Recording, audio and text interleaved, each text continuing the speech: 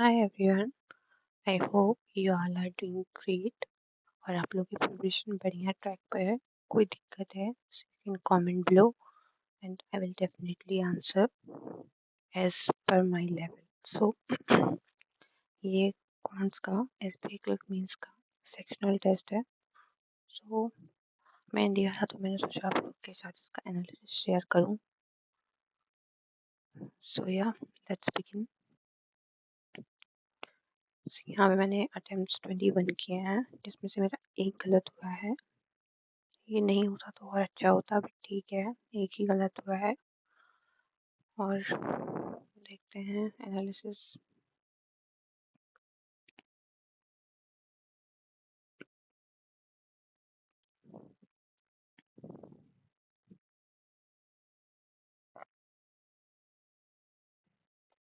ओ, तो यहाँ परसेंटाइल 95 है. सो ठीक है, मतलब बहुत ज़्यादा ही इम्प्रेसिव नहीं है और बहुत बुरी नहीं है, ठीक है. और देखते हैं 50 में से यहाँ, एक मिनट, 50 में से यहाँ 20 मार्क्स भी नहीं आए हैं और यहाँ 95 है. So you can imagine the level. और ये है, वहाँ पे 13 कट ऑफ है. एक्यूरेसी 95, मिनट मैंने सारे ही ले लिए हैं. एंड देख लेते हैं कि सोल्यूशन ठीक है. हम्म,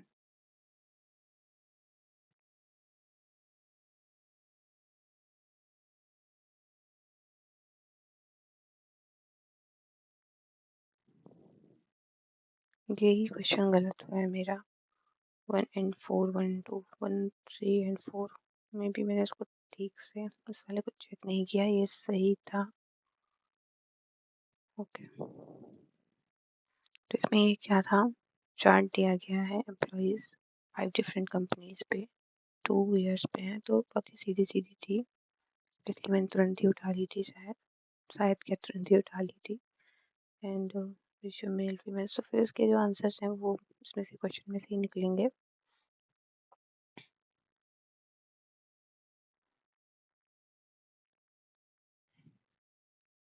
ये क्वेश्चन काफ़ी मतलब लेंदी सा है और इसमें अलग अलग जेड वाई ये सब चीज़ें इन लोगों ने डाल दी है, तो इस वजह से इसमें मुझे काफ़ी टाइम लगा.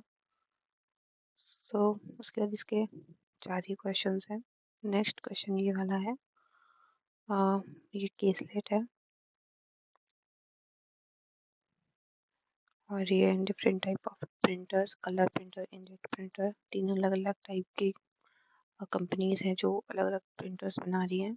सो ये बन गया था और इस पे नीचे भी कुछ नोट्स है. तो नोट तो बस इतना ही है कि ये दोनों से काउंट होता है एंड बस कॉस्ट प्राइस सबका सेम है, बस इतना सही नोट है और ये है. सो इसके मैंने 2 क्वेश्चन करे हैं. ये 2 क्वेश्चन मैंने छोड़ दिए हैं क्योंकि ये वाला मतलब पता नहीं क्यों मैं नहीं कर पाई थी. 1 मिनट तक मैंने लगाया पर मैं नहीं कर पाई. और फिर ये वाला भी मैंने देखा लेकिन हुआ नहीं, तो फिर मैंने छोड़ा. मैंने कहा हटाओ, 2 ही क्वेश्चन बने इसके, तो आगे देख लेते हैं. आगे एक ये क्वेश्चन है, तो ये छोटा था तो हो गया. उसके बाद एक ये केसलेट है. सो ये काफ़ी इजी थी. इसमें 3 चीज़ें बन रही हैं और 3 ही कंपनीज हैं, तो इसमें रेशियो वगैरह लगा के आराम से आ रहा था. सो ये हो गया. इसके पूरे क्वेश्चन है. ये करने के बाद मैंने मतलब मेरा अच्छा खासा टाइम निकल गया था. उसके बाद तो मैंने सोचा एक बार स्पीड मैथ्स देख लेते हैं जितना भी होगा. तो मैंने नंबर सीरीज नहीं करी क्योंकि लॉन्ग थी. सो रॉन्ग नंबर सीरीज मैं थोड़ा प्रीफर नहीं करती हूँ. गलत होने के चांसेस बहुत रहते हैं. मिसिंग नंबर होती है तो मैं झट से उठा लेती हूँ, लेकिन रॉन्ग होती है so I think twice.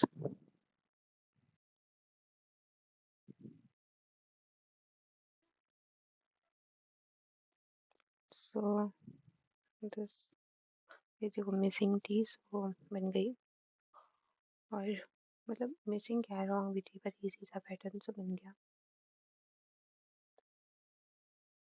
And यहाँ से पूरा ये स्पीड मैथ्स है. ये इसको भी स्पीड मैथ्स ही बोलेंगे, स्पीड मैथ्स ही है ये सारा। तो बस इतना ही है इसमें स्पीड मैथ्स। उसके बाद ये वाला क्वेश्चन है, इसमें एक और एक ये है। इतने में टाइम ओवर हो गया था, so let's check out this one. ये बहुत बड़ी सीढ़ी आई थी तो मैंने इसको देखते ही हटा दिया था। मैंने कहा पहले इसका ये जेड वाई निकालेंगे, फिर यहाँ से एम वगैरह सब है। तो मैंने देखा था एक नज़र, फिर मैंने सोचा बाद में करेंगे, लेकिन अगर टाइम बचा तो, लेकिन नहीं बचा था। और ये डी आई होती तो ये तो ऐसे उल्टा पुल्टा सी डी आई और परसेंटेज इस पे काफ़ी सारी चीज़ें निकल रही थी। मतलब बाइक का इंश्योरेंस भी उसके शोरूम प्राइस से निकलेगा, फिर रजिस्ट्रेशन भी उसके शोरूम प्राइस से निकलेगा, फिर यहाँ परसेंट। तो इस पे मैंने देखा था, लेकिन मैंने तुरंत हटा दिया, सोचा इसको हटाते हैं, टाइम वेस्ट है। और यहाँ से यहाँ के बाद फिर मतलब मैं ज़्यादा क्वेश्चन देख ही नहीं पाया, इतने में ही टाइम निकल गया था। सो ये है, तो कुछ कुछ अर्थमेटिक इजी भी है, ठीक है। तो इसको इक्वल कर लेंगे दोनों तरफ, परसेंटेज वगैरह सब लगा के इस टाइप से, तो ये आ जाएगा। उसका फॉर्मूला भी यही होता है, फॉर्मूला से भी आ जाता है, और परसेंटेज हम लोग लगा लेते हैं तो उससे भी आ जाता है। बट इस पे परसेंटेज नहीं दिया, इस पे अमाउंट दिया है, तो इससे ही आएगा। ये क्वेश्चन ये भी इजी था, इस पे कोई भी वेरिएबल नहीं है, तो ये भी आ जाता। 5p is 8% earning compound interest while investing in scheme 3 earning simple interest, difference between an interest earned from both the scheme भी फाइंड वाले। ये भी इजी है क्वेश्चन, मैं देख नहीं पाई वरना मैं करती ज़रूर। इजी है ये, ठीक है। इस पे ना इसका इंटरेस्ट निकाल लेते हैं, और इसका क्योंकि एक ही वेरिएबल है तो एक ही इक्वेशन में आ जाएगा।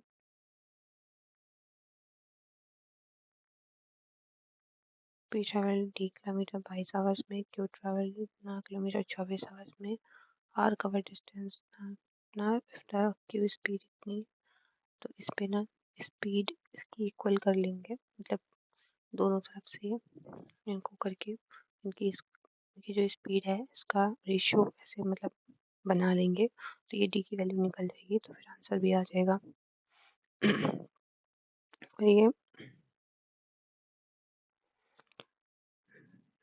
sum of the percentage ABC is इतना, B is half of this percentage, फिर factor is right। ये मैंने पढ़ा था थोड़ा सा, तो वैसे ही देखा था, मतलब एक ऐसे ग्लैंस, लेकिन मुझे लगा था नहीं इसका हाथ फ्रैक्चर हो रहा है, फिर इसके बाद टाइम भी आ रहा है, तो फिर लगा मैं कंफ्यूज हो जाऊंगी, इसलिए मैंने फिर इसको तो 1 सेकंड में ही हटा दिया। 5p and Q flooding 4 hours 6 hours, can you see there is a leakage in both pipe open simultaneously, take 2 hours to repair। Okay, उसमें अभी घुमा ही रहा है, मतलब टाइम वगैरह तो आ जाएगा ये भी। हम लोग को क्या टाइम ऐड कर देना है कि इतना टाइम और है, ये वाला टाइम भी ऐड कर देना है, ठीक है। तो इस पे ना ये वाली डी आई, दो डी आई है ये वाली, एक ये और एक ये वाली, तो दोनों ही काफ़ी कैलकुलेटेड थी। अच्छा ये हमने ये वाली करी है, ये थोड़ी मतलब मुझे सॉल्व करने में थोड़ी सही लगी, इजी थी। सो पता नहीं आप लोगों ने अभी तक ये मॉक दिया है कि नहीं दिया है, मे भी दे चुके होंगे आप लोग भी। सो आप लोग अपने स्कोर शेयर करिएगा कि आप लोग के कितने आए थे और आप लोग को लेवल कैसा लगा। मैंने लास्ट ईयर एग्ज़ाम दिया था एक्चुअली ना, मेरा लास्ट ईयर जो एसबीआई क्लर्क था, तो मेरा सेकंड मेंस था लास्ट ईयर, बिकॉज मैंने लास्ट ईयर ना आरआरबी क्लर्क का मेंस दिया था, एसबीआई क्लर्क का मेंस दिया था। बाकी मेरा आरआरबी पीओ थोड़ा सा रह गया था, मतलब प्रीलिम्स मेरा ज़रा से मार्जिन से रह गया था, मैंने एमपी से फिल किया था ये देख के कि शायद वहाँ पे वैकेंसी अच्छी हैं, मतलब लास्ट ईयर से। लेकिन बाद में क्या हुआ ना कि यूपी में वैकेंसी बढ़ गई, तो उसकी वजह से यूपी का कट ऑफ कम चला गया, एमपी का ज़्यादा बढ़ गया। मेरा ना यूपी का कट ऑफ क्लियर था लेकिन एमपी का नहीं हुआ था। सो बाद में मैंने माथा पकड़ा, भाई मैंने क्या कर दिया, मुझे यूपी से ही बनना चाहिए था, आफ्टर ऑल मैं यूपी में ही रहती हूँ।